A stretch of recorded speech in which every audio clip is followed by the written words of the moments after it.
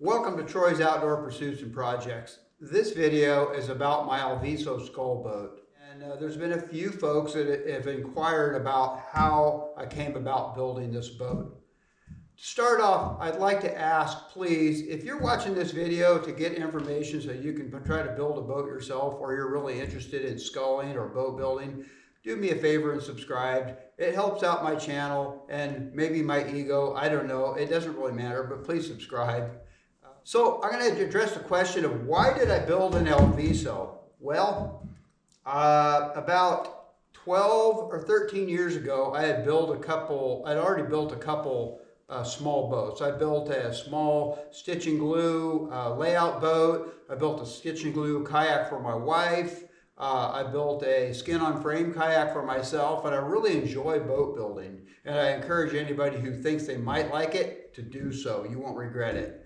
But in the process, I was also duck hunting a lot, and I found this interest in sculling, and I really didn't know anything about it, but I started doing a little research, and I fell into this group online. It was called Scullers.net. It's long since gone. It was a great bunch of guys, old guys, you mostly, scullers all over the country, tight-knit bunch that shared information. And I happened to see a picture of a homemade boat made out of plywood that a guy by the name of David, actually lived in Canada, had built. So I struck up a conversation with him, and we actually ended up becoming friends, and I've met him face to face many years later. But anyway, David had built an Alviso and had posted a picture, and I'll show you a picture in the video of his boat. And I thought it'd be a great boat. So I got lucky and I found plans for this old boat online, which are really hard to find. I will also post a picture of those plans. And after studying the plans, I had decided that I wanted to build a boat. Wanted to build a boat because I'm cheap. I'm not going to buy one. It's just not me. I like to build stuff. I had some materials on hand. I knew I could build one, so I decided I wanted to build one. But I didn't want to build it per the plan. The plans for the Alviso are for a framed boat, framed plywood boat, painted. And I wanted one with no frames because frames get in the way. I wanted it to be stitch and glue because I knew that was a good way of building boats based on my past experience. I also decided that I wanted to put a little bit of a V bottom in the boat. The Alviso by design is a flat bottom boat. And I wanted to put a V in it because I thought it might track a little bit better. And I thought it might get me a little bit lower in the water, my body, so it'd get me out of visibility of the ducks. So that's why I decided to do that. Another thing about the Alviso, I'm calling it Alviso. Alviso is the region, South San Francisco Bay, where this boat was originated. In the plans, it's called the South Bay Mud Boat, I think. I can't remember, and it's made by a manufacturer that's long since gone. But in the Scullers forum, they typically refer to this boat as the Alviso. It's just a short, easy short term to remember. But there are other names for it. So with that, I've got some old pictures of me building this boat. Not a lot of them, but I've got a few. I'll stick those in the video. And I'm also going to get my old strong back, and I still have the construction frames that I use as a form for this boat. And I'll show you that. We'll give you an idea of how the boat was built.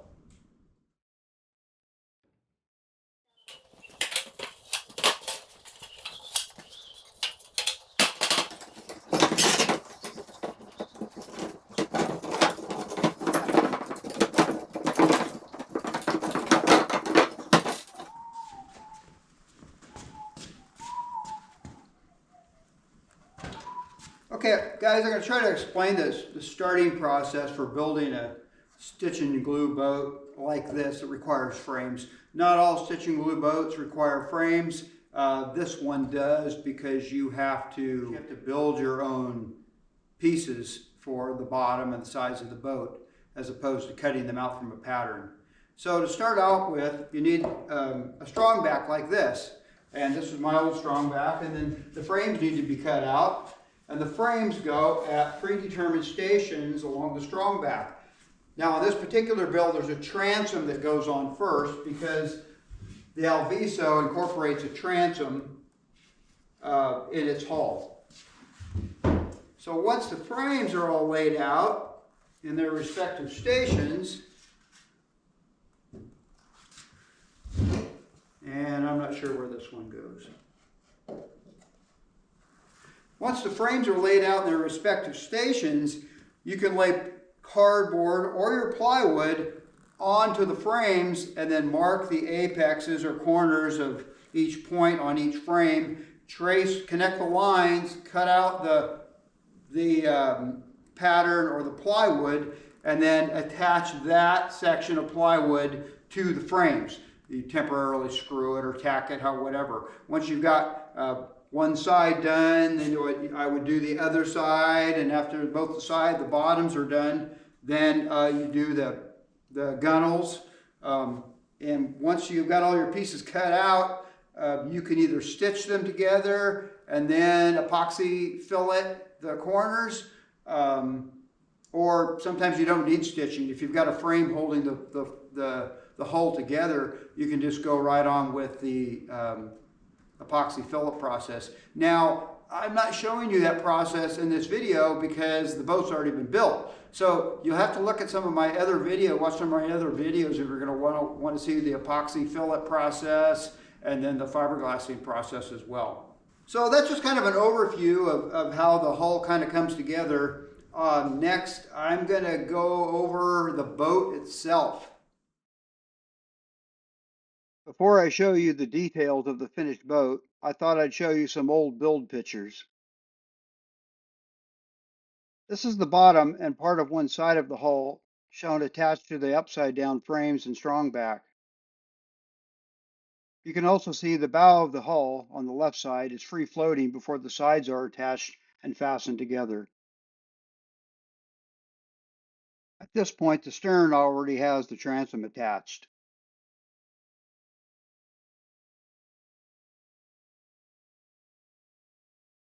There it is, mostly finished and glassed.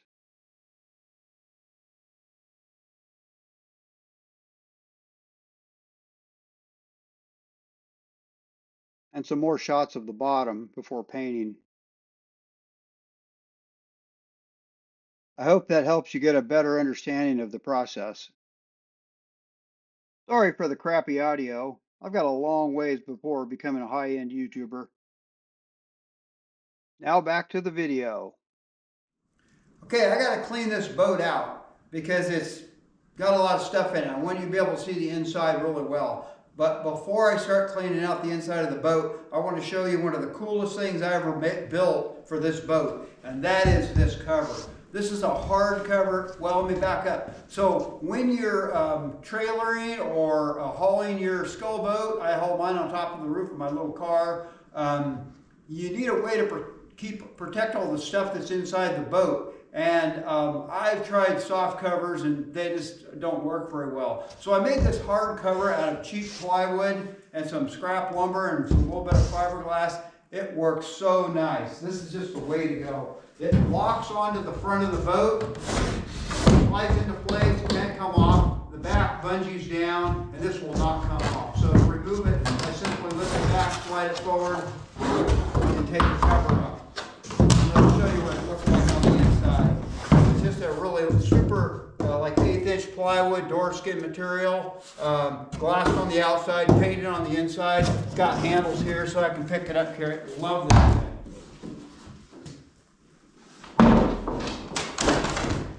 Okay, let's start cleaning this thing out.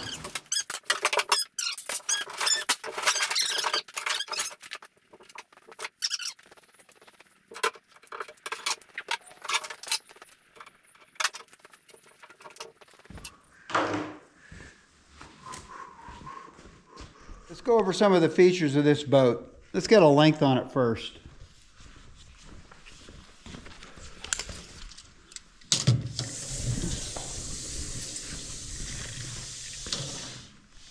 She's got an overall length of 14 foot 5 inches. And a cockpit of 83 inches.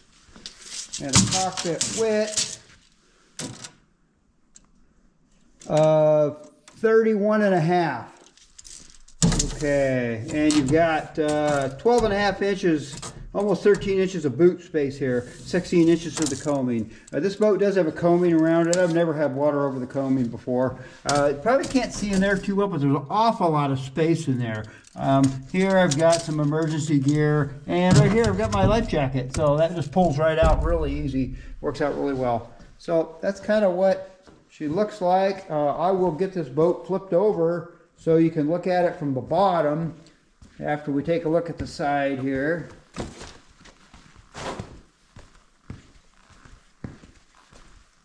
Some things I forgot to mention here, I just want to point out. First of all, this is just to hold shotgun shells. And this is my backrest. It's just the backrest. That's all it is.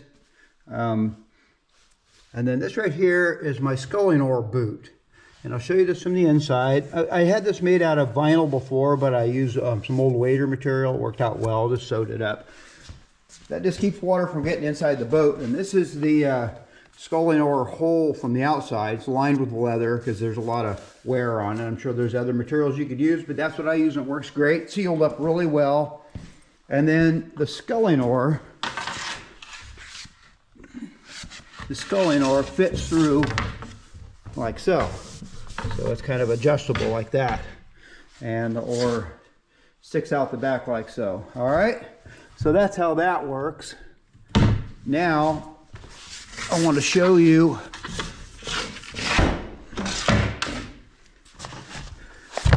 how this attachment works. All right. This is just a plumbing flange, I think, for a shower or something. Can't remember. It's, what did I use? Not A6000. I don't know, some kind of 3M marine sealant, good stuff. So that's how that attaches.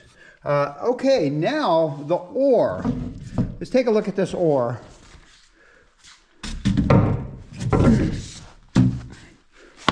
So this is my sculling oar. You can make a sculling oar any design you like. But this is mine, not necessarily my design, probably copied from somebody else's. The blade on that is 4 feet long, and the overall length is almost 8 feet. I have a shorter oar, and this is my longer one. I use them both. All this is a closet rod. It's just a good quality hard rod. It's not even hardwood. It's just a closet rod cut at a 10-degree angle or 80-degree angle right here, and then the blade's just epoxied and fiberglass to it, and the blade is flat on the that would be the bottom side. It's flat on the bottom side and radius on the top side. This is my radius gauge that I used to shape this oar, and it's 4.5 inch radius. I think that's right. Yeah, and that's just used to shape the oar, and I still have this from 12 years ago or whatever. But so that's the sculling oar. You can make them straight. You can put more of a bend to them, more of an angle, whatever you like. It's your preference. My friend David insisted that straight oar was the way to go. I never tried one, so could be. It probably depends on the boat and the sculler, I'm sure. Okay. This right here is a polyethylene, I think, cutting board. Cut some strips off it and then screwed that to the front here. It works as a really good skid protection. We'll get it flipped over.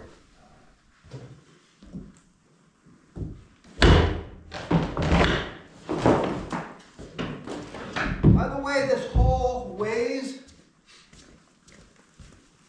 way, this hole weighs about 90 pounds. With nothing in it. So it's quite manageable. Okay. Notice the bottom of the boat's black. That's epoxy resin with graphite mixed in it. Putting graphite in epoxy resin is pretty common thing that drift boat builders use. It's supposed to create a little more slick surface, and whether it really is or not, I don't know, but I've done it on any of the boats that I've coated with epoxy. The keel is white oak. It's about 3/4 by 7/8 high, I'd say. White oak, pretty typical boat building wood. I've got a good fillet here. Looks like I've done a repair right here at one time. So it holds in place. I've never had an issue with it. I've got this polyethylene strip on the front. Makes a big difference on wear, guys. This is just screwed in place with stainless steel screws. I can replace it if I need to. Cut it from a cutting board. Just a fairly inexpensive cutting board. And got one on the back here too. Again, this is white oak, and that's what she looks like from the back. I did a repair on something that I just noticed, a little wear on the corners here, dragging it on the ground. But pretty durable boat, so it worked for me pretty well. Also, guys, it draws about, I would say, 4 inches of water. So it'll operate pretty shallow water. It's usually your sculling oar depth that makes the difference on how shallow water you can operate in. I would say typically it's got to be at least 1 foot deep. Okay, so that's the bottom. Hope that's helpful. Okay, now we're going to show you how this this matting goes back in. Not that this is any secret, but I really found that matting was important. It's important for noise, and it's also important for, of course, for comfort.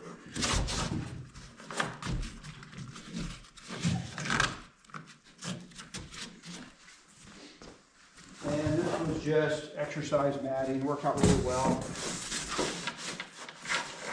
It's cheap.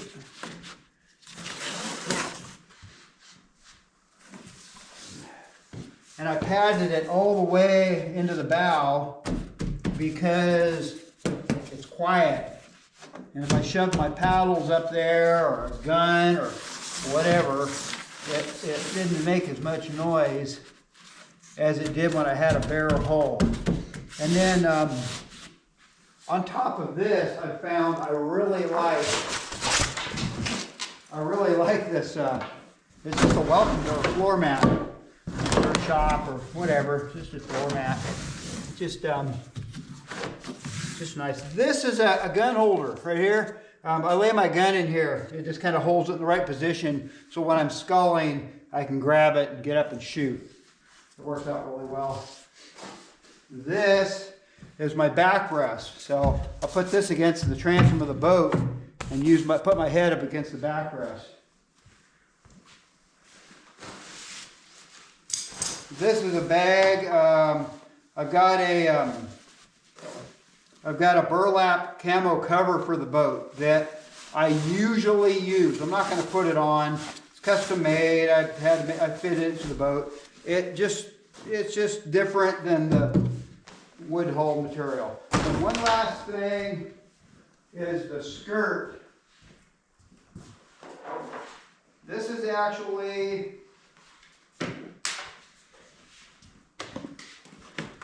for me has been kind of important. If you're laying down in the boat and sculling, the ducks can see your arm movement. So I felt it important to build a skirt to hide my arm movement from the ducks. And I'm glad I did.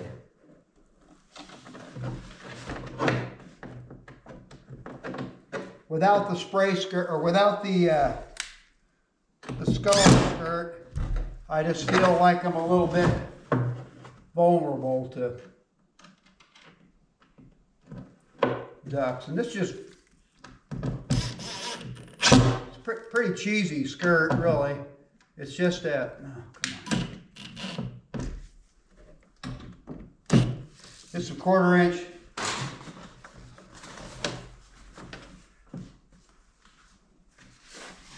So this goes like,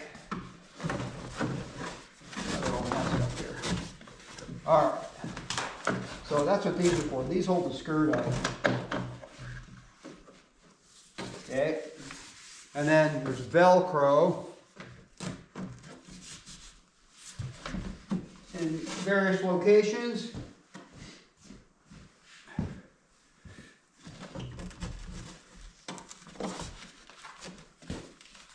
This hides me a lot better than without the skirt. Now I will take the camera off here and show you what that looks like from the sculler's position here. You can see I've got a little peephole. I look right through that hole, and that's basically my crosshairs when I'm sculling. I'm looking through this peephole, sculling right up on the ducks. Now we'll get a look at it from the front. Come on, gimbal. So I'll give you an idea how much more it hides. It's quite a bit.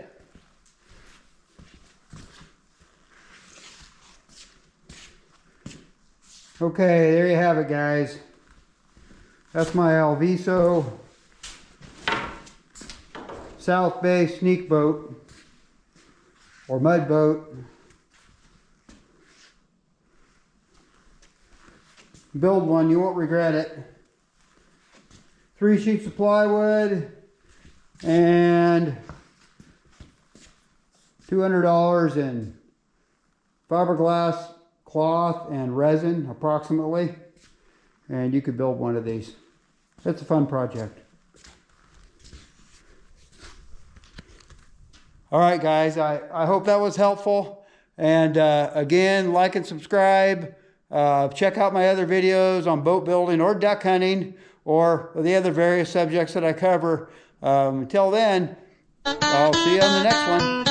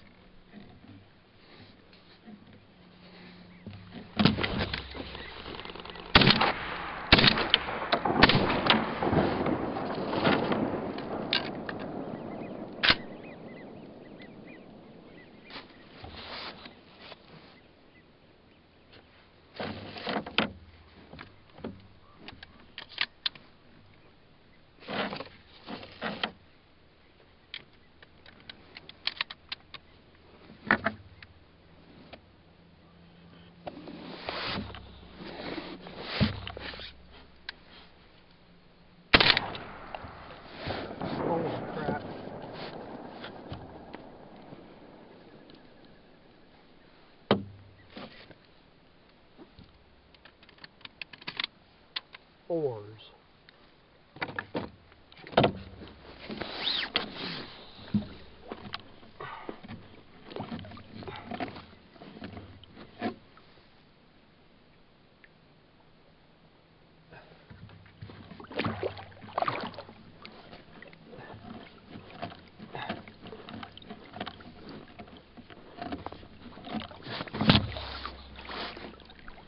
Dang, my arm was killing me.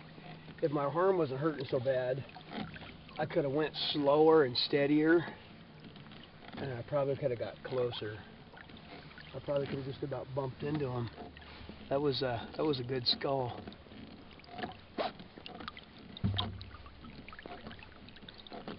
I can't believe I killed the second bird. I shouldn't have shot, but I did. That was a long shot. I'm impressed with fours, I guess. This one got peppered pretty good.